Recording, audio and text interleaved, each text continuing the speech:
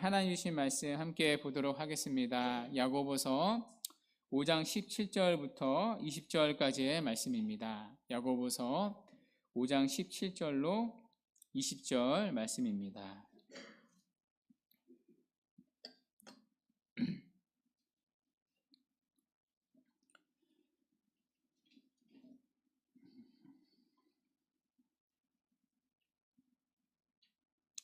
찾으신 줄 알고 우리 17절부터 20절까지 4절이니까요. 우리 한 목소리로 함께 읽도록 하겠습니다. 시작. 엘리야는 우리와 성정이 같은 사람이로되 그가 비가 오지 않기를 간절히 기도한즉 3년 6개월 동안 땅에 비가 오지 아니하고 다시 기도하니 하늘이 비를 주고 땅이 열매를 맺었느니라. 내 형제들아, 너희 중에 미혹되어 진리를 떠난 자를 누가 돌아서게 하며 너희가 알 것은 죄인을 미혹된 길에서 돌아서게 하는 자가 그의 영혼을 사망에서 구원할 것이며 허다한 죄를 덮을 것임이니라. 아멘. 드디어 야고보서 끝까지 왔습니다. 오늘이 야고보서 23번째 강해인데요. 야고보서 마지막 날입니다. 마지막 날에도 주님이 주시는 은혜가 있기를 바랍니다. 오늘 본문은 두 가지 이야기입니다. 하나는 기도에 대한 이야기입니다. 또 하나는 구원에 대한 이야기입니다. 그래서 오늘 설교의 제목이 무엇이죠? 기도와 구원 하나씩 살펴보도록 하겠습니다. 첫 번째는 기도에 대한 이야기입니다. 오늘 야고보는 한 사람을 소개합니다. 바로 엘리야입니다. 엘리야는 구약의 인물입니다. 그러니까 야고보서가 쓰여진 당시의 사람이 아닙니다. 훨씬 오래전의 사람입니다. 그런데 야고보가 왜 구약의 사람 엘리야를 소환시킵니까? 바로 기도에 대한 이야기를 하고 싶어서입니다. 앞서 야고보는 기도에 대해 말했습니다. 고난 당하는 자가 있느냐? 그는 기도할 것이요. 병든 자가 있느냐? 함께 기도하라고 했습니다. 그러면서 야고보가 했던 약속이 있었습니다. 16절 하반절 말씀이었는데요. 의인의 강구는 역사하는 힘이 큼이니라. 여기 의인은 누구입니까? 바로 성도입니다. 성도가 의인입니다. 죄인이 아니라 의인입니다. 예수님을 믿음으로 말미암아 의롭다 여김을 받았기 때문입니다. 이신칭의 여러분 기억나십니까? 그 의인의 기도, 성도의 기도는 역사하는 힘이 크다고 말합니다. 왜냐하면 하나님이 기도를 들으시기 때문입니다. 하나님은 죄인의 기도는 듣지 않으십니다. 그러나 죄를 고백하고 죄의 사함을 받은 의인의 기도, 성도의 기도는 들으십니다. 듣고 반드시 응답하십니다. 그 대표적인 샘플이 바로 엘리야였습니다. 엘리야에 대한 야고보의 소개가 17절에 나옵니다. 엘리야는 우리와 성정이 같은 사람이라. 그러니까 엘리야는 구약의 선지자였습니다. 하나님의 말씀으로 이스라엘 백성들을 돌이키는 선지자였습니다. 그러나 그는 우리와 같이 연약한 사람이었다고 말합니다. 뭐 대단한 사람이 아니었다는 겁니다. 우리보다 남달리 탁월하고 뛰어난 사람이 아니었다는 것입니다. 실제로 엘리야는요, 하나님 앞에 죽기를 구했던 사람입니다. 너무나 낙심이 돼서 삶을 포기하려고 했습니다. 요즘 의학으로 진단하면 우울증을 크게 겪었던 사람입니다. 제 소견으로는 공황장애까지 겪었을 것 같습니다. 그만큼 선지자의 삶이 고단했기 때문입니다. 아무리 말씀을 전해도 이스라엘 백성들은 돌아오지 않았습니다. 하나님이 아니라 바알이라는 우상을 섬겼습니다. 급기야 그때 이스라엘의 왕이 아하방이었습니다. 아하방은 이스라엘 왕 중에 최고의 빌런이었습니다. 가장 악한 왕이었습니다. 하루는 아하방과 그의 아내 이세벨이 엘리야를 협박했습니다. 내일 너를 반드시 죽일 것이다 협박했습니다. 그 협박에 엘리야는 무너지고 말았습니다. 하나님, 차라리 죽는 게 낫겠습니다. 하나님 앞에 죽기를 구했습니다. 그게 엘리야의 모습이었습니다. 그는 우리와 성정이 같은 사람이라, 그러니까 우리와 다를 바 없는 연약한 사람이었습니다. 자, 그런데 야고보가 엘리야에 대하여 말하려는 핵심은 이것이 아닙니다. 바로 그 뒤에 나오듯이 그는 기도의 사람이었다는 것입니다. 그는 우리와 같이 연약한 사람이었지만, 그래서 자주 넘어지고 좌절하고 낙심하고 두려워했지만, 이런 한계 속에서도 그는 기도의 사람이었다는 것입니다. 아니, 이런 연약함 때문에 기도한 사람이 엘리야입니다. 그는 자신의 연약함을 기도로 해결했습니다. 삶에 찾아오는 여러 가지 시험과 고난을 기도로 이겼습니다. 자, 그 기도의 내용 하나를 야고보가 소개하는데요. 17절을 마저 보십시오. 자, 그가 기도하자 3년 6개월 동안 비가 오지 않았습니다. 그리고 다시 기도하자 하늘이 비를 주고 땅이 열매를 맺었습니다. 그러니까 기도로 하늘 문을 열고 닫았습니다. 그는 우리와 똑같이 연약한 사람이었지만 기도의 사람이었습니다. 그 기도로 하나님의 도우심을 힘입어 살았습니다. 자, 그러므로 야고보는 말합니다. 기도하라. 의인의 간구는 역사하는 힘이 큼이니라. 야고보는 지금 기도의 조건이 까다롭지 않다고 말합니다. 엘리야도 연약했다고 말합니다. 자주 넘어지고 낙심하고 하나님 앞에 죽기를 구할 만큼 불완전한 사람이었다고 말합니다.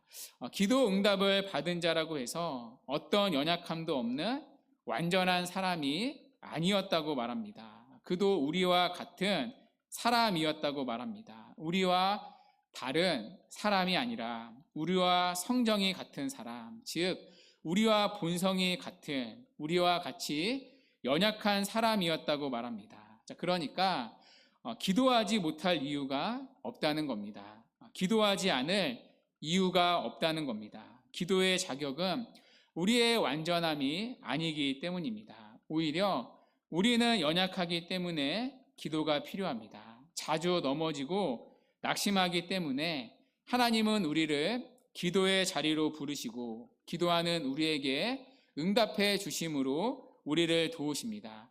우리의 믿음을 붙들어 주시고 삶의 어려움을 해결해 주시고 고난을 이기게 하십니다. 사실 야고보는 야고보서 처음부터 끝까지 이 사실을 강조했습니다. 야고보서는 기도로 시작하고 기도로 끝납니다. 1장 5절에서 야고보는 말했습니다. 꾸짖지 아니하시고 후히 주시는 하나님께 구하라. 그리하면 주시리라. 하나님은 주시는 분이십니다. 그런데 무엇을 통해 주십니까? 우리의 기도를 통해서 주십니다. 자, 그리고 오늘 마지막 본문에서도 기도로 끝냅니다. 5장 18절에 다시 기도하니 하늘이 비를 주고 땅이 열매를 맺었느니라. 하늘이 비를 주고 주신다는 표현이 또다시 나오는데 무엇을 통해 주십니까? 기도를 통해 주십니다. 우리는 기도하고 하나님은 주십니다. 하나님은 주시는 분이신데 우리의 기도를 통해서 주십니다. 이것이 야고보서의 일관된 흐름이었습니다. 주안에 사랑하는 여러분, 야고보는 1장 1절에서 성도는 흩어져 있는 사람, 즉 이 땅의 나그네라고 말했습니다. 우리는 이곳에서 영원히 살 사람이 아니라 영원한 본향인 천국을 향해 길을 가는 나그네입니다. 자, 그러다 보니 고난이 많고, 야고보도 말했죠. 온갖 시험이 많고 또 필요한 것도 많습니다. 하나님은 이러한 필요를 채우기 위해 고난, 기도라는 은혜의 방편을 우리에게 주셨습니다. 하나님은 우리의 기도로 고난을 이기고 우리의 부족함을 채우기 원하십니다. 자, 그러니 우리는 부족함과 온갖 고난 때문에 불평하지 말고 원망하지 말고 기도해야 합니다. 오늘 야고보는 또다시 우리에게 기도하라고 명령합니다. 마지막 편지를 덮으면서 무려 13절부터 18절까지 6절을 할애하며 기도하라고 명령합니다. 그 이유가 무엇입니까? 의인의 간구는 역사하는 힘이 큼이니라. 우리가 기도하면 하나님은 응답하십니다. 주 안에 사랑하는 여러분, 야고보서가 끝나도 여러 가지 삶의 문제가 여러분을 찾아올 것입니다. 아니, 지금도 여러분 곁에 이미 찾아와 있는 분들도 있을 것입니다. 지금도 여러분을 짓누르는 삶의 무거운 짐들이 있을 것입니다. 바라기는 지금뿐만 아니라 여러분의 남은 생의 모든 상황을 기도로 이끄는 재료로 삼으시기 바랍니다. 고통스러운 문제들로 인해서 괴롭습니까? 혹은 인간관계의 문제로 고민하십니까? 혹은 사업이 잘 풀리지 않아서 답답하십니까? 아니면 사업 자금으로 답답하십니까? 청산해야 할 빚으로 인해서 괴로워하십니까? 병에 걸려 고통스럽습니까? 반복되는 죄에서 벗어나길 원하십니까? 그 밖에 여러 가지 문제들, 결혼의 문제, 또 진로의 문제들 때문에 답답해 하십니까? 그것이 여러분을 기도로 몰아가는 하나님의 방편일 수 있습니다. 모든 순풍과 역풍을 모두 기도할 수 있는 기회로 삼으시기 바랍니다. 기도할 때 하나님은 반드시 들으시고 응답해 주십니다. 의인의 간구는 역사하는 힘이 크기 때문입니다. 그러므로 기도합시다. 넘어져도 괜찮습니다. 낙심해도 괜찮습니다. 엘리야도 연약했습니다. 오히려 하나님은 우리의 연약함 때문에 기도라는 은혜의 방편을 주셨습니다. 넘어졌다면 넘어졌기 때문에 기도합시다. 낙심했다면 낙심했기 때문에 기도합시다. 내 능력 받기라면 능력 바뀌기 때문에 더욱 기도합시다. 엘리야처럼 하늘이 비를 주시기를 바라는 마음으로 하늘을 바라보며 기도합시다. 기도하면 우리도 하나님의 놀라운 은혜의 역사를 목격하게 될 것입니다. 그렇게 기도함으로써 우리의 삶도 하늘의 비로 땅의 열매를 가득 맺는 은혜롭고 복된 삶이 되기를 바랍니다. 두 번째는 구원에 대한 이야기입니다. 본문 19절과 20절 말씀인데요. 이 두 구절은 함께 한번 다시 읽어보도록 하겠습니다. 시작. 내 형제들아, 너희 중에 미혹되어 너희가 알 것은 죄인을 미혹된 길에서 돌아서게 하는 자가 그의 영혼을 사망에서 구원할 것이며 허다한 죄를 덮을 것임이라. 아멘. 야고보는 내 형제들아 라고 부릅니다. 야고보는 편지를 시작할 때도 내 형제들아 라고 부름으로 시작했습니다. 야고보서 1장 2절이었는데요. 내 형제들아, 너희가 여러 가지 시험을 당하거든 온전히 기쁘게 여기라. 내 형제들아 라고 시작한 바울은 마칠 때에도 내 형제들아 라고 부르면서 편지를 끝냅니다. 그런데 끝내는 끝맺음이 색다릅니다. 바울이 쓴 편지를 보면 편지의 끝맺음이 보통 강복 선언이나 인사말로 끝납니다. 그런데 야고보는 내 형제들아 라고 부르면서 인사말이 아니라 간절한 호소로 끝냅니다. 어떤 호소입니까? 미혹되어 진리를 떠난 자를 돌아서게 하라는 호소입니다. 여기 미혹되어라는 말은 헬라어로 플라나오입니다. 플라나오. 영어 단어 중에 이 플래닛이라는 단어가 있습니다. 플래닛, 행성이라는 단어이죠. 이 플래닛이라는 단어가 오늘 본문에 미혹되어라는 헬라어 플라나오에서 나왔습니다. 그러니까 방황하다, 배회하다, 이탈하다, 길을 일탈하는 뜻입니다. 그러니까 정해진 길이 있지만 방황하는 것입니다. 이것이 미혹되어라는 헬라어 플라나오의 뜻입니다. 그러니까 진리라는 정해진 길이 있습니다. 그러나 벗어나서 방황하는 것입니다. 자, 그러니까 이 말은요, 완전히 이단으로 간 사람들만을 이야기하는 것이 아닙니다. 물론 그런 사람들도 포함하는 말입니다. 자, 그러나 야고보는 19절에서 말합니다. 너희 중에, 여러분, 너희 중에는 누구를 가리킵니까? 야고보서를 읽고 있는 흩어진 교회를 가리킵니다. 그러니까 교회 안에도 미혹되어 진리를 떠나는 사람들이 있다는 얘기입니다. 그러니까 교회 안에도 방황하는 자들이 있다는 얘기입니다. 어떤 사람은 헛된 믿음을 가지고 있을 수도 있습니다. 행함이 없는 믿음, 거짓 믿음을 가진 사람들도 있을 수 있습니다. 교회를 다니지만 참된 믿음이 아닌 사람들이 있을 수 있습니다. 하나님의 말씀으로 거듭난 적이 없는 사람들이 있을 수 있습니다. 또 어떤 사람은 한동안 예배 참석도 안 하고 방황할 수도 있습니다. 아니면 예배는 드리지만 마음속으로 방황하는 사람도 있을 수 있습니다. 또 몸만 예배당에 와 있는 분들도 있습니다. 또 어떤 특정한 진리를 잘못 알고 믿어서 방황하는 사람들도 있을 수 있습니다. 꼭 교회 밖에 있는 불신자만 아니라, 이단만이 아니라 너희 중에도 미혹되어 진리를 떠난 자들이 있다고 야고보는 말합니다. 야고보는 그 사람들을 돌아서게 하라고 말합니다. 교회 안에는 이런 일들이 늘 일어나기 때문입니다. 미혹되어 진리를 떠난 사람들, 방황하는 사람들이 늘 있기 때문입니다. 이 미혹은 사탄이 하는 일입니다. 그런데 사탄은 사람을 통해 미혹합니다. 이단에 들어간 사람들 보면 다 누가 옆에서 데려간 사람이 있습니다. 이단으로 넘어간 분들 보면 꼭 혼자 가지 않습니다. 교회에서 같이 신앙생활 하던 사람들 끌고 갑니다. 밥 한번 먹자고 전화합니다. 그래서 나가면 이단의 교역자라고 해야 하나요? 같이 데리고 나와서 이제 포섭합니다. 듣다 보면 또 맞는 것 같고, 그래서 한번 참석했다가 결국 또 넘어가고, 그런 식으로 미혹되는 경우가 있습니다.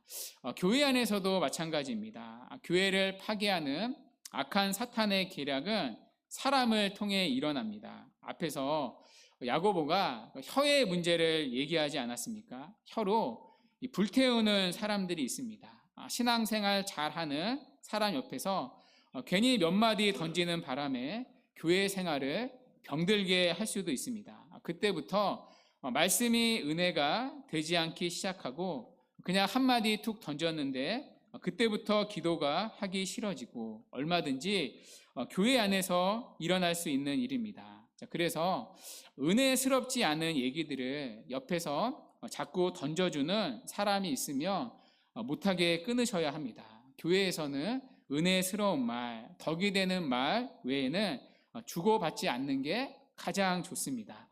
교회뿐만 아니라 여러분 집에 가셔도 조심해야 할 게 있는데요. 교회에 대한 부정적인 이야기들은 자녀들 앞에서 하지 않는 게 좋습니다. 하게 되면 자녀들의 신앙도 병들 수밖에 없습니다. 그러니까 자녀들도 같이 방황을 하더라고요. 자, 그러니까 안타깝게도 내가 미혹하는 자리에 있을 수 있다는 말입니다. 자, 그러나 오늘 야고보는 말합니다. 우리는 어떤 역할로 부름받은 자라고요? 미혹된 사람들을 돌이키는 자들로 부름받은 사람입니다. 미혹시키는 자들이 아닙니다.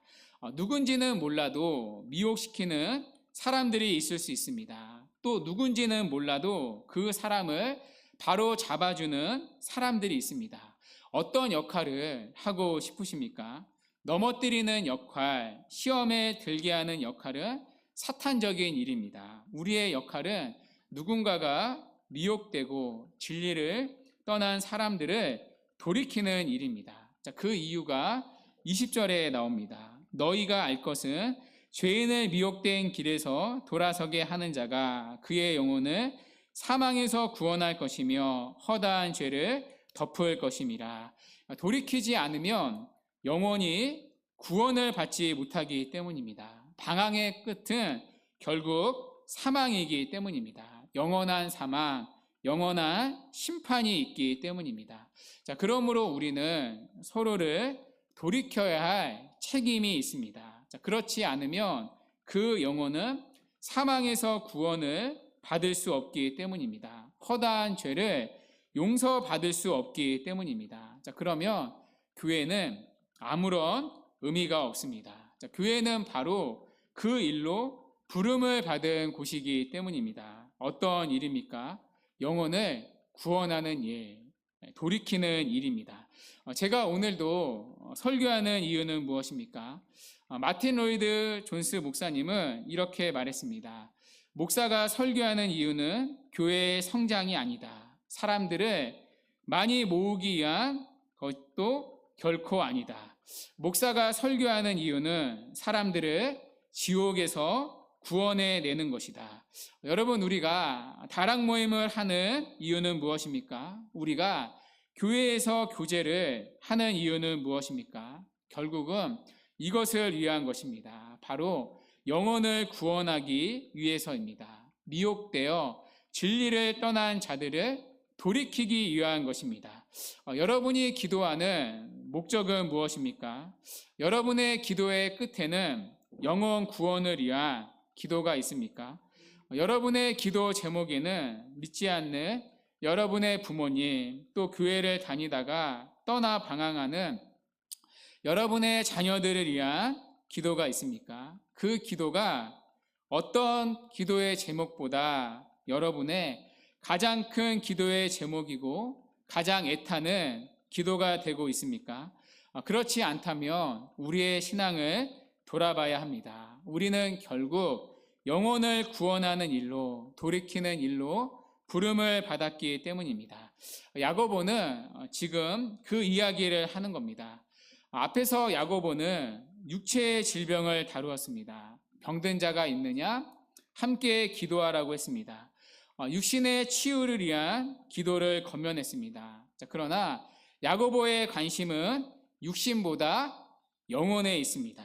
육신의 질병보다 영혼의 질병을 더 궁극적으로 여기고 있습니다. 영혼이 구원받지 못하면, 영혼이 고침받지 못하면 곧 영원한 사망을 맞이하기 때문입니다. 요한복음에 보면 죽은 나사로가 살아나는 사건이 나옵니다. 우리가 앞에서 살펴보지 않았습니까? 주의 뜻이면 죽은 자도 살아날 수 있습니다. 죽은 나사로도 다시 살아났습니다. 그러나 주님은 나사로를 다시 살리시기 전에 이렇게 말씀하셨습니다. 요한복음 11장 25절, 26절 말씀인데요. 예수께서 이르시되 나는 부활이요 생명이니 나를 믿는 자는 죽어도 살겠고 무릇 살아서 나를 믿는 자는 영원히 죽지 아니하리니 이것을 내가 믿느냐. 예수님의 관심은 죽은 나사로가 다시 살아나는 육신의 고침이 아니었습니다. 예수님의 관심은 죽은 이후에 영원한 삶이었습니다. 왜냐하면 결국 나사로는 죽게 될 것이기 때문입니다. 결국 나사로는 죽을 수밖에 없습니다. 히브리서 9장 27절 말씀입니다. 한번 죽는 것은 사람에게 정해진 것이요 그 후에는 하나님의 심판이 있으리니. 이 말씀대로 사람은 다 죽을 수밖에 없습니다. 자기 죄값으로 다 죽습니다. 죽지 않는 사람 한 사람도 없습니다. 여러분, 오늘날에도 기도로 고침받는 사람들이 있습니다. 암에 걸렸다가 나은 사람들이 있습니다. 기도했는데 어느 날 암 세포가 깨끗이 다 사라진 사람들이 있습니다. 제 주변에도 그런 사람들이 있습니다. 전에 사역했던 교회 집사님에게 일어났던 일인데요. 죽다가 살아난 사람들 있습니다. 병원에서는 오늘 밤을 넘기지 못한다고 했는데 지금까지도 살고 계시는 분 있습니다. 기적같이 살아난 분들이 있습니다. 저도 곁에서 경험한 적이 있습니다. 그러나 결국 다 죽습니다.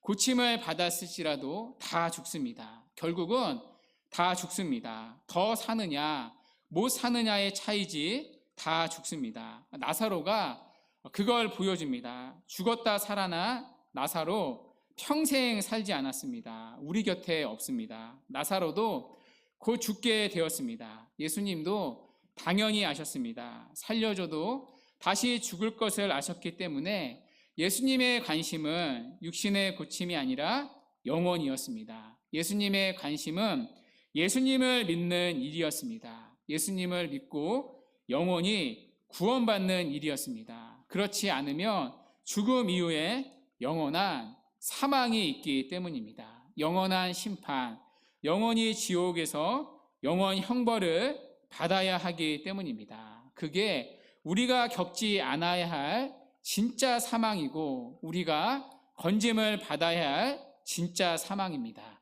자, 그리고 예수님은 이 일을 위해 이 땅에 오셨습니다. 예수님이 오신 목적도 영혼을 구원하기 위한 일이었습니다. 그저 우리의 육신의 필요를 채우기 위함이 아니었습니다. 만일 우리의 육신의 필요를 위해서라면 그분은 십자가에서 죽으실 필요가 없으셨습니다. 우리의 영혼을 구원하시려고, 영원한 사망에서 우리를 구원하시려고, 우리의 허다한 죄를 덮기 위해 예수님은 이 땅에 오셨습니다. 우리 대신 십자가에서 죽음을 당하시고 죄값을 다 치르시고 우리를 구원해 주셨습니다. 우리에게 영원한 생명을 주셨습니다. 그리고 우리를 미혹되어 방황하는 우리를 하나님께로 돌이켜 주셨습니다. 그리고 지금도 예수님은 여전히 그 일을 하고 계십니다. 그의 몸된 교회를 통해서 말입니다. 먼저 구원받은 우리를 통해서 말입니다. 그래서 야고보는 말합니다. 내 형제들아, 너희 중에 미혹되어 진리를 떠난 자가 있다면 그를 돌아서게 하라. 죄인을 미혹된 길에서 돌아서게 하는 자가 그의 영혼을 사망에서 구원할 것이며 허다한 죄를 덮을 것임이라 약속하고 있습니다. 그러므로 주 안에 사랑하는 여러분, 주변을 돌아봅시다. 미혹되어 진리를 떠난 사람들이 있다면 돌이키는 일로 쓰임받는 여러분 되시기 바랍니다. 미혹시키는 자가 아니라 돌이키는 자로 쓰임받기를 바랍니다. 저도 누군가의 도움으로, 그런 도움으로 여기까지 왔습니다. 혼자 예수를 믿다 보니까 보고 배운 게 없었습니다. 어떻게 교회 생활을 하고 어떻게 믿는 자로 살아야 하는지 잘 몰랐을 때가 있습니다. 때로는 방황할 때도 있었습니다. 그때 곁에서 저를 돌이켜주는 누군가의 도움이 늘 있었습니다. 바른 진리로 이끌어주고 또 바르게 신앙하도록 누군가의 도움으로 방황하지 않을 수 있었습니다. 여러분도 서로가 그런 사람들이 되기를 바랍니다. 미혹시키는 자가 아니라요. 미혹되고 방황한 자들을 주님께로 돌이키는 자들이 되기를 바랍니다. 특별히 여러분의 믿지 않는 가족들이 있습니다. 미혹되어 진리를 떠난 자녀들이 있습니까? 여전히 교회는 다니지만 거듭나지 않은 부모님 또 배우자가 있습니까? 기도하십시오. 앞에서 야고보는 기도하라고 했습니다. 무엇보다 기도해야 할 것 육신의 고침이 아니라 영혼의 구원이라고 야고보는 지금 마치고 있습니다. 육신의 고침이 아니라 영혼의 고침, 영혼 구원을 위한 기도를 하나님은 기뻐 받으십니다. 주님은 우리의 기도의 눈물, 그 기도의 시간들을 기억하십니다. 반드시 때가 되면 돌이켜 주실 것입니다.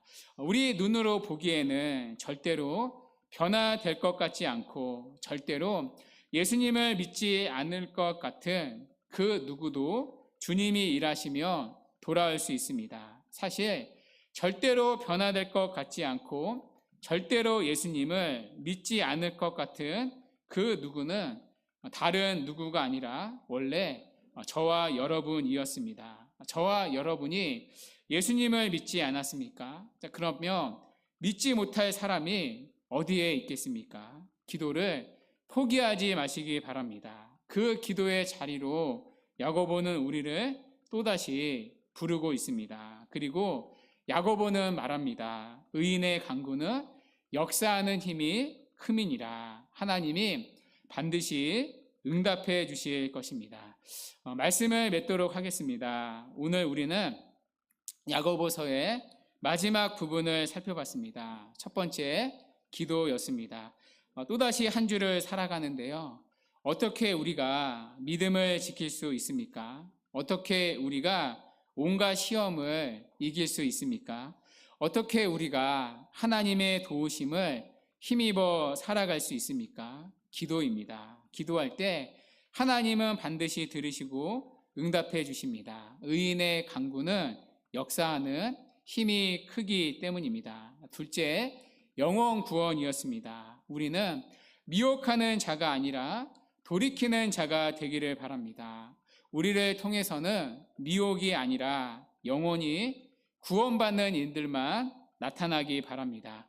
저의 설교를 통해서도, 여러분의 다락 모임을 통해서도, 우리 교회의 여러 일들을 통해서도 미혹이 아니라 진리로 돌이키는 일들만 나타나기를 바랍니다. 육적인 모임이 아니라 영적인 모임, 영적인 교회가 되기를 바랍니다. 또 우리의 기도를 통해서도 영혼이 주님께 돌아오는 일들이 있기를 바랍니다.